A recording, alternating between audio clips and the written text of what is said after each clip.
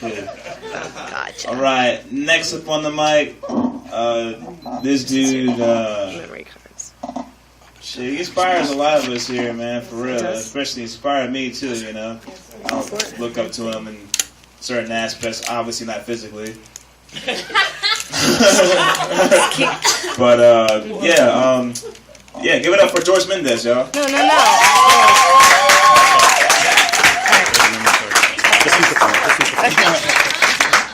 Move.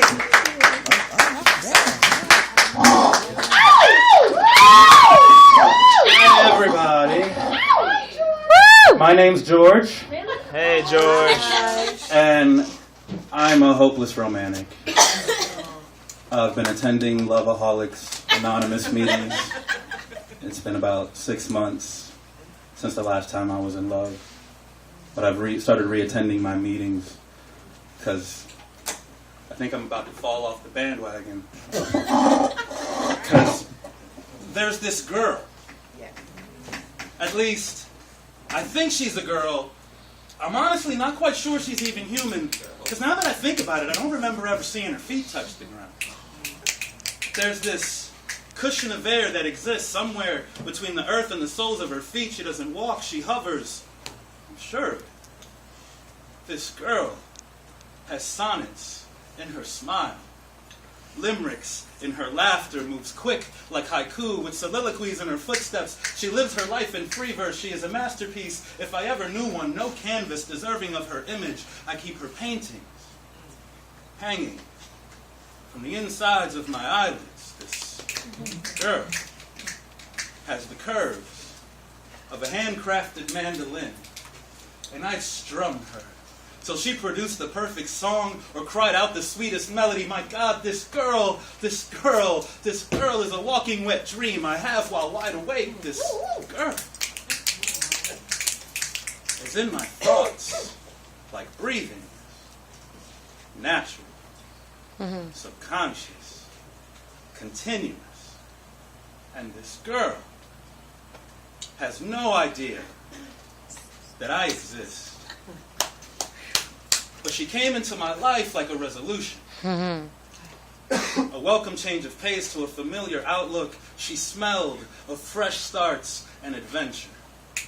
Exciting and alluring, a celestially created sort of chemistry. She's got me looking up our zodiac compatibility, doing research on our combined abilities, and at every glance into her, I see a little me. It's crazy how alike we are. The two of us, perfectly at a place like tulips in October, fireworks in April, mistletoe on the 4th of July. Every moment I spend with her becomes my favorite holiday, circled in bright red on the calendars of our story. And I would melt away her winters, spring into action, bringing the warmth of summer to the sum of her parts, because getting to know her has me married to autumn. I mean, I'm bound to fall. These feelings are not seasonal, and she draws me closer to her with every new moon. So here I am at these meetings, trying to figure out what the next move is, and I figured every time I ever fall in love, it's always bad news for me, so I had to have a talk with her. And what I said to her was, "You there, I'm going to need you to turn down your cool. I can't afford to fall for you right now. I hope you understand. I'm sure you understand." What am I saying? We're so alike it's almost crazy. Of course you understand, so please, stop already liking everything I like. Stop watching all my favorite movies, quoting all my favorite writers. Stop having such a similar worldview as me. And while we're on the subject, could you stop smelling like an invitation? Could you turn down the brightness on your smile just a little bit? It's so beautifully blinding. I'm having to shield my eyes and my heart just to see clearly. And the volume of your soul is set so loud that I can barely hear my own heartbeat. But maybe that's a good thing. If you don't want to like me, I get it. I make you nervous. It's okay. I can tell because you keep bouncing your foot when I sit beside you. I'm nervous too. But my feet Tap dancing you a message in Morse code. SOS, SOS, I'm falling. Someone catch me before my heart acts irresponsibly. But damn, this free fall, it's delicious. So get that net out from under me. I'm not scared. For some reason, the ground doesn't look so scary, and as a matter of fact, I'm not even bracing for the impact. So here I am, and I guess that's counterproductive to coming to these meetings. But you can't really help how you feel, and I can't really turn off how I feel.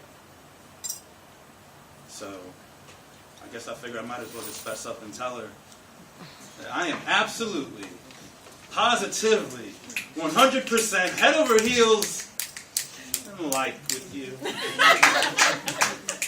I like you like crazy. You are the light of my life, and life is like a box of chocolates, so never know what we might get. I like you like a Facebook status. I'm giving you the thumbs up. Get it, baby? Facebook status, thumbs up, shit. I like you like Valley girls like to stay like, and I mean, that's like awesome. I like you a whole lot of bunches of oodles, and oodles of tons. I like you so much that liking you made me share my chocolate milk with you. And if you know me like I know that you know me, then you know that I really don't share my chocolate milk with anybody. So that shit's like serious. I like you like waves like boats, like Eskimos like coats. I like you like I like hot butter on my breakfast toast. Good morning. What I'd like to wake up to. I like you. I'd like to fall into you like you were a swimming pool full of all the things I like the most. I like you the way the sun likes to warm the beach, the way stars like to decorate the sky, the way the moon likes to tug on the ocean. But you're much too sweet and pretty to be anything like the cold, pale moon. So I like to think that if you were a heavenly body, instead of just having a heavenly body, that you would be a red star going supernova, a billion light years away, casting cosmic fairy dust into my atmosphere as I fall into your orbit. What I'm saying is, I want to revolve around you. I'd like to be the man in your life, and I'd like to build a life together. And maybe I like you a little bit too much, but maybe that's okay this time. And maybe all this like is beginning to like tiptoe into the arenas of love. But honestly, I'd like that too. So after all that, she says, I want to know how you really feel about me. She says, you should write me a poem. And when she said, you should write a poem about me, she might as well had commanded me to enter her confessional, drop hard to my knees, and begin disclosing all the secrets I'd been keeping perched precariously on the tip of my tongue. With one sentence, she reached down my gullet into the furthest dungeon of my stomach and flung open the cell door. She said, speak, boy. Speak. In that moment, I was lost. Dressed head to toe in yellow, attempting to blend into a blue wall of ambiguity. Camouflaged in dayglow, wondering if she had any idea what she was asking of me, unaware that that poem had began writing itself on the inside of a castle wall the moment I first heard her speak. So what I said to her was, when I met you, it wasn't like I met you. It was more like I remembered. The delicate harmonies of your voice and the subtle cadence of your speech transported me to a long-lost, distant memory, perhaps even from a previous life, someone that I loved already. You reminded me of things I didn't know I had forgotten, things that up until this moment I would have sworn were impossible, but you've got me questioning everything. Everything. And I'm learning. I'm learning that under the right conditions, I can fly. I can move through walls. I can push my pen across the surface of the page with my mind and write things that I hope amuse my muse. Things like, you're every color's favorite hue. You're an autumn mountain's view. A crossword puzzle clue. A wind chime's favorite tune. You're like a brand new pair of shoes. I mean, I want to walk with you. I want to write poems on every mirror in your house, so when you look into them, you see what I see. I want to be the fountain to your smile. I want to tap your sense of humor so I can drink your laughter from a cup and get drunk on your silly. Let me get inebriated on your most intimate ideas. Let me be the goblet that you pour yourself into, because it is not enough to exist as a part of your life. I need to participate in your existence, because every morning I wake up with your song on my lips and your name on my pillowcase. You're in the fibers of every muscle I stretch, arms extended, reaching out for you. You're my first sip of coffee. You make me alert. My mind's breakfast, nourishment for good mornings, and I can't think of any better way to start my day. Last night, I had a dream that I was chasing you through the empty hallways of an old hotel, listening for your giggles around corners as I navigated the corridors, following the trail of love letters that fell out of your pockets, and when I caught you, you handed me a notebook of blank pages and ran off again, leaving me counting backwards from 10, singing "Catch Me If You Can." So I set my snares and baited my hooks within its pages, poetry poised, ready to pounce on you, but words just don't seem worthy of you these days. So I leave treasure, mounted to walls that only you would think to hunt for.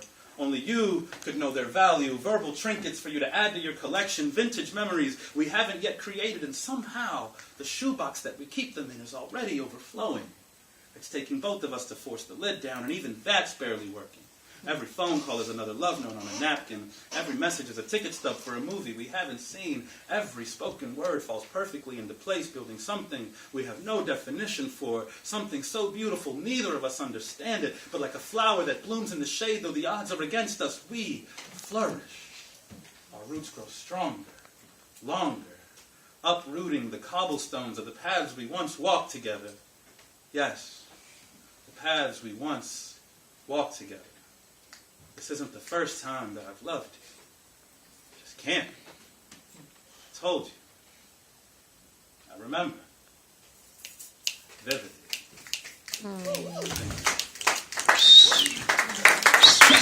Yeah!